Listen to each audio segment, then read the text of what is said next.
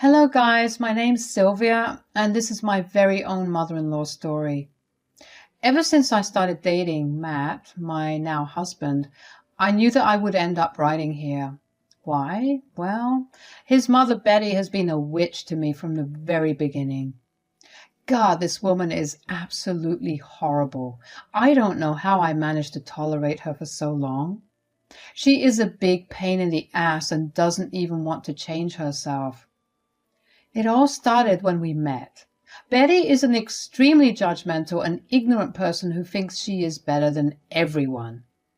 In reality, she has a low-paying job and relies on her son Matt for financial help. When I met Betty, she seemed to be very unimpressed with me. That was okay since she didn't even know me yet, but it slowly became clear that her opinion wouldn't change at all. She said, "So, my son tells me that you work from home?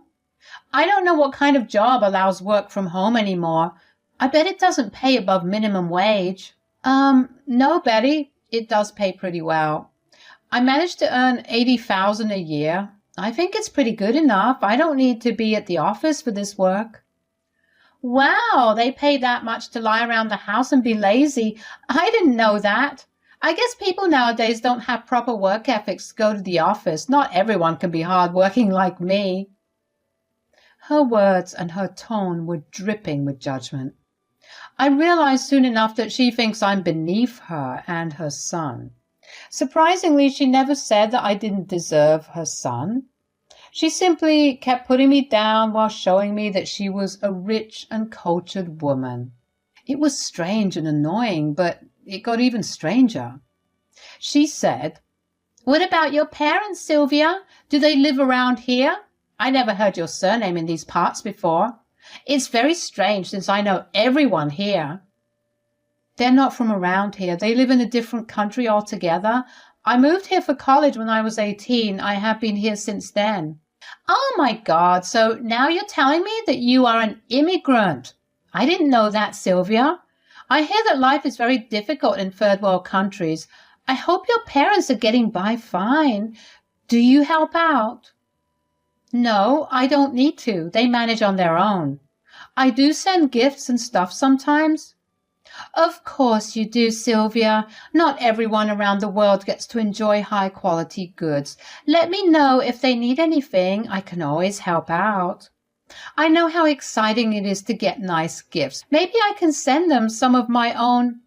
Guys, I was entertaining her bullshit for a while, but it was starting to get to me. Betty just out of the blue assumed that I came from a poor family and my parents don't have much money. I guess my simple looks and old car threw her off.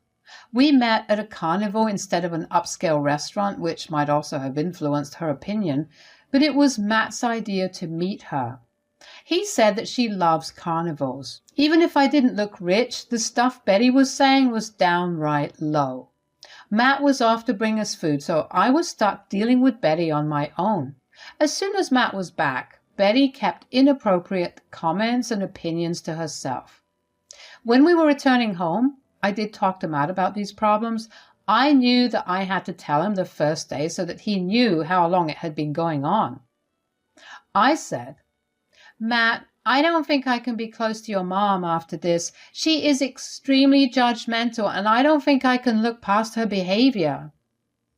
"I'm so sorry she said these things to you, Sylvia. I wish I was around to defend you. Mom has always been like this. There is nothing I can do about it. Can you at least be civil with her? That will do for me." "Yes, I can do that, Matt. I tend to have thick skin, but your mom can be intense. I will try my best, though, I promise." And I did try my best, trust me, guys. I put up with Betty's behavior for a long time. I did everything to make sure not to scream at Betty for being such a snob. It was freaking irritating to hear Betty talk highly of her while assuming that I am a dumb girl from a poor country. After a while, I seriously couldn't stand her anymore. So with a little push from my friends, I decided to distance myself from her. That apparently angered Betty because she thought that I was being a bad daughter-in-law. It was a complete mess and Matt didn't know what to do, so I took matters into my own hands and started to be careful around Betty. I never indulged her or protested when she patronized me. She happily blabbered about my underprivileged upbringing and seemingly bad condition while I remained silent. Things went well for a few years until me and Matt got engaged. We started to plan our wedding and Betty made a whole show about how important it is for me to hold a grand wedding for the sake of her reputation. I rolled my eyes at that. She didn't contribute a cent to the wedding, but complained about how cheap we were being with our choices. Instead of helping out, she actually pestered Matt to buy her a new car so that he couldn't spend as much on the wedding. Yes, she wanted Matt's money all to herself. The worst happened when a cousin told me and Matt how Betty planned to humiliate me at our wedding by gifting me her used car because I couldn't even dream of ever owning something that expensive. Matt refused to believe that his mom could be so cruel, but I knew that it sounded like something Betty would do, so I made a plan. I called up my parents and said, "Mom, Dad, my mother-in-law wants to humiliate me at my wedding by gifting me a used car. She is convinced that I am a good-for-nothing woman who can never buy good things in life, and she wants my guests to know that as well." "She sounds like a nightmare, Sylvia. Why does she think that you are destitute? Did you say something of that sort?" "No, I simply told them that you guys live in a different country and I came here for studies. That made her think that we were poor and belonged to a third world country. This woman is nasty, Dad." "My God, she is something. I wonder how she ended up raising such a sweet man like Matt. I see no similarities between the two at all. What are you going to do about this situation, Sylvia? Do you want to confront your mother-in-law?" I did think about it. I wanted to confront Betty and just unload on her. She had no right to behave in such a horrible way all these years. Yes, I didn't give her full information about my background, but that was because it is none of her business. Matt knew it all, and that's enough. Betty didn't even care to ask. She simply assumed the worst and ran with it. Her false assumptions made her feel superior to me, and that was good enough for her. I wanted to confront her and shatter her big ego, but I didn't do that. I had better plans. If she decided to try and humiliate me at my wedding, we didn't deserve to be confronted in private. So I said, "Actually, no, Mom and Dad. I don't want to confront her in private. She does not think twice before trying to embarrass me in front of everyone. Why should I care about her feelings and confront her in private?" "Then what do you plan to do? We'll keep you in any way we can. You just need to tell us." "That's right. We will do our best. We don't want you to take unnecessary stress. Planning the wedding is stressful enough." "Thanks, Mom and Dad. This is why you are the best. Matt still has some hope that Betty won't pull her evil plan at our wedding, but I have my doubts. So I made a plan. If Betty really does humiliate me at the wedding, I will give you a signal to go ahead with the plan." I told my parents the plan, and they were happy with it. I didn't inform Matt because it actually didn't concern him as much. Plus, he was still deep in the fog to realize what a horrible person my mother-in-law was. So I didn't tell him about the plan. I knew that Betty would not control herself and fall into my trap. If she thinks she can get away with humiliating me, she has another thing coming. On the day of my wedding, everything went perfectly as planned. The day was going great, and we were all having a blast. Me and Matt were super happy and excited to hear everyone's speeches at the reception. It was then that Betty decided to make her appearance on the stage. She took the mic and went on and on about how she was happy for her son and how much she struggled to make this day happen. It was boring and had this odd me vibe. But just when I started to get bored, she declared her gift to me in front of everyone. She said, "So I have decided to give you, Sylvia, dear daughter-in-law, my old car as a wedding present. I feel so good to give you something you couldn't even dream of. To be honest, this car has been my baby for over 5 years. It's a damn good car and all. But now that my son has promised to buy me a new car, I thought you should have it and consider it your wedding present from me. I'm sure you will be thrilled to own such a nice car. I think I can say for sure that I gave you the best gift of everything that you have received from your family. It's just to show you how much I appreciate you. I hope this gift can be a reminder of how generous I am when it comes to family. Betty went on and on about how she must have changed my life by giving me a freaking used car. The way she spoke about me and my family was patronizing and downright appalling. I didn't know why she thought that I didn't come from a good household. My parents don't live in the same country as me, so Betty has never met them before the wedding. Because I don't tell people details about my family, Betty automatically assumed I belonged to a poor family from a third world country or something. I could see that the majority of the guests were getting uncomfortable with Betty's speech. As I said, she is an extremely uninformed and horrible woman. Even Matt looked really ashamed of his mother and gave me an apologetic look from time to time. I gave his hand a squeeze to tell him that I had things under control. Betty wouldn't get away with humiliating my parents. I winked at my parents, who also returned my smile to tell me that they knew what to do. It was going to be showtime. As soon as Betty was off the stage after her ridiculous speech, my parents took the stage after her. They said some great words about us that brought tears to our eyes. Next, they said something that wasn't supposed to be broadcast to everyone, but the situation warranted it. They said, "So, we have been wanting to visit this country to meet with our son-in-law and his family for a very long time. Unfortunately, due to our business, it was difficult to make any plans. We are glad this wedding gave us the opportunity to meet everyone. We really love being here and making sure that our daughter is in the right hands. This wedding will be on my mind for a very long time. After all, it's my only daughter's wedding." Now, since we're already discussing wedding gifts on stage, I guess we should reveal our little gift to you guys too. We are not sure what's the norm here, so I didn't know if it would be appropriate to declare our gift in front of everyone. Oh, it's not a problem at all. We would love to know what you're giving your daughter as a present. There is nothing to be shy about. We have gifts according to our own financial situation. I'm sure no one here would mind or judge a gift from loved ones.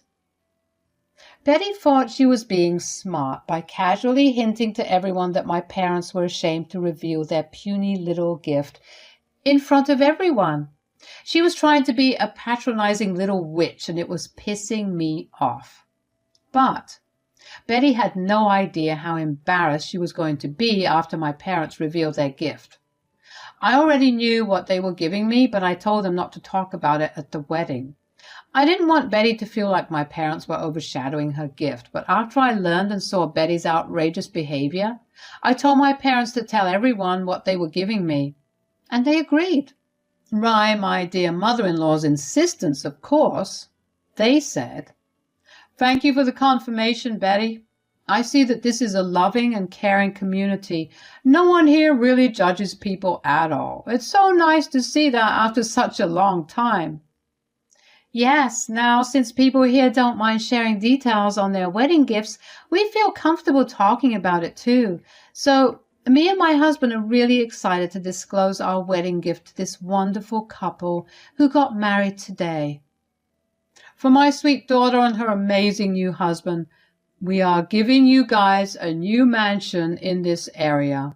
We found out that a great mansion here was up for sale, and we decided to get it for our one and only daughter. Sylvia and Matt, we really hope you like our gift. Come on, dear. We shouldn't just keep them hanging after this. Guys, we also decided to give you a check so that you can remodel the house and add your favorite furniture to it too. You know, we wanted you guys to have a good start to your married life, so it felt right to give you the whole package. I hope you like your gift. As soon as my parents said this, Matt and I expressed our sincere gratitude towards them. Our guests also cheered and applauded their generous gift since no one was expecting it. and everyone knew what mansion they were talking about. Let me just say that it costs about $500,000.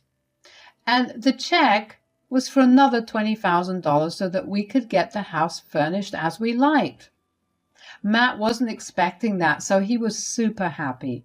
However, his mom, Betty, looked extremely embarrassed and was even looking down at her feet.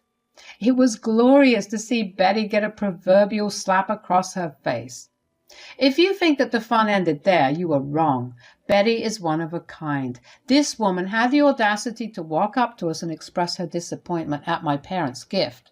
You would think that she finally got beaten down. Well, it turns out she's just utterly shameless. She pulled us aside after the speeches and said, "That was extremely inconsiderate of your parents, Sylvia. I am embarrassed and appalled at their behavior today." "What do you mean, Betty? My parents have been nothing but kind to everyone here, including you. What is the problem?" "You are asking me what my problem is? Well, your parents should have some etiquette and not declare their gift in front of everyone. They intentionally flashed their money and made everyone feel poor."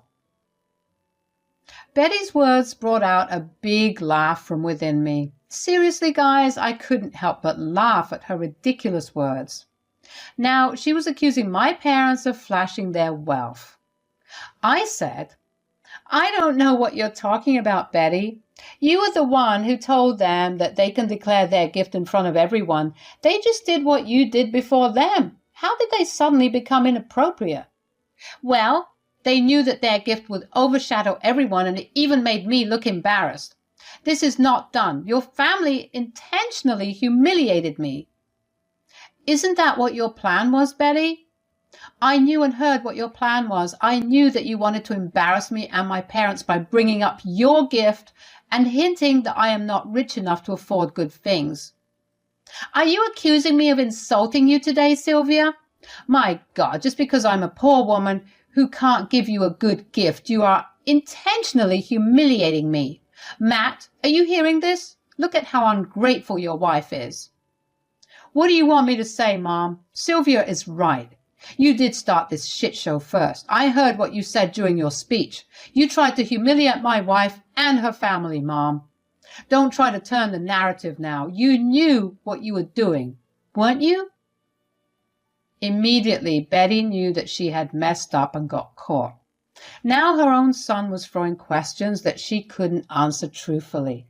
She didn't have to, though. Everyone at the wedding knew how inappropriate Betty's speech was, and they now saw Betty for who she was. But Betty still decided to play the victim card. She said, "Matt, how can you say that to your own mother? It's not my fault that Sylvia lied to me and didn't tell me that her parents are rich. I bet she was waiting for this day when she would get to one-up me in front of everyone." "Don't you dare put the blame on my wife, Mom. She never said that her parents were poor. You are the one who assumed it, and we know from a cousin that you planned this speech to humiliate Sylvia today. There is no use lying or putting blame on others." "Okay, fine. I shouldn't have done that. But Matt, what Sylvia's parents did—" At this point, I saw that Matt had enough of Betty's bullshit. I was already exhausted with her, but seeing Matt get mad at his mom was awesome. But what Matt said next surprised both me and Betty. He said, "Stop it, Mom. What you have done today was extremely embarrassing. I should have seen this coming since you kept picking on Sylvia every chance you got. I feel like I failed as a partner to her. But I won't allow this anymore. You can keep your goddamn car. My wife doesn't need your charity, and I am not buying you a new car either." "What? Matt, why are you behaving like this? Why should I be punished? I know I shouldn't have made that speech, but I don't deserve so much hate. I'm your mother, Matt. You should side with me. I don't deserve to lose my new car." "That's all you care about, Mom. Money and material things. I have been an ATM to you for a long time now. You go around showing off your borrowed wealth and make people feel bad about themselves. It's time you live your life according to your financial standards. I am not helping you out anymore. In fact, I think me and my wife would like some space from you. Don't expect much communication from us from now on. We will be going no contact with you." Guys, Matt stunned the hell out of us all. This was the first time I saw him truly stand up for me. I felt proud that I married the right man. I knew that already, but man, that was awesome. He didn't need any prompting at all. Everything just came tumbling out of his mouth. It was glorious, and Betty was shocked to her core. She immediately started to cry while trying to change Matt's mind. Thankfully, we were in a secluded spot where no one could see us. She did all sorts of begging and pleading, but nothing worked. Matt scolded Betty some more before dragging me away to the party. He said, "Sorry for this drama, Sylvia. I should have done this a long time ago. I really don't want to spoil our wedding, but this had to be done." Are you joking, Matt? That was the best thing you could do today. I never expected this. You don't have to keep your word, but I still appreciate it. I plan to keep my word, Sylvia. Mom had been nothing but nasty to you. I never did anything substantial to make her stop. Now it's time I take a stand. We will start a new family, and I don't want Mom's negative presence in that. I love you so much, Matt. Thanks for doing this for us. Trust me, I will remember this. I meant every word. My wedding wasn't spoiled as Betty had planned. Instead, it became one of the best days of my life. I was able to show Betty her place and get her toxic presence removed from my life. I didn't see the day getting any better, but it did, you know. Turns out people took the gift declaration a little too seriously. Our best friends finally revealed that they were funding our honeymoon. We already booked everything and they knew how much we were spending. They actually decided to give us that amount so that we could do something else with it. Betty's own mother ended up showing me the heirloom necklace that she was supposed to give me in private. Betty was getting more and more embarrassed as time passed. She kept crying in a corner, but no one went to ask her what was wrong. Her plan backfired horribly while I had a blast. Want to know what happened next? Well, true to his word, Matt went low contact with his mom. He ignored all her texts and only told her to contact us for emergencies. Betty didn't like it, of course. We also refused her car, which she couldn't give us anyway since Matt wasn't buying her a new one after all. He also stopped sending her money completely. We had an amazing honeymoon and moved into the new mansion just a month after our wedding. Betty wasn't even allowed a tour of the house or given a key. She complained, but again, no one listened to her. My parents actually ended up bettering their relationship with Matt. They already loved him, but seeing his new shiny spine, they were even more thrilled.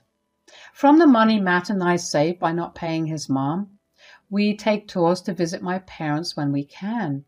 Betty is miserable since she had to downgrade her lifestyle. She doesn't flaunt her money anymore and is desperate to have her son back. But her son is happy having only me around and has expressed his desire to stay that way, even in the future.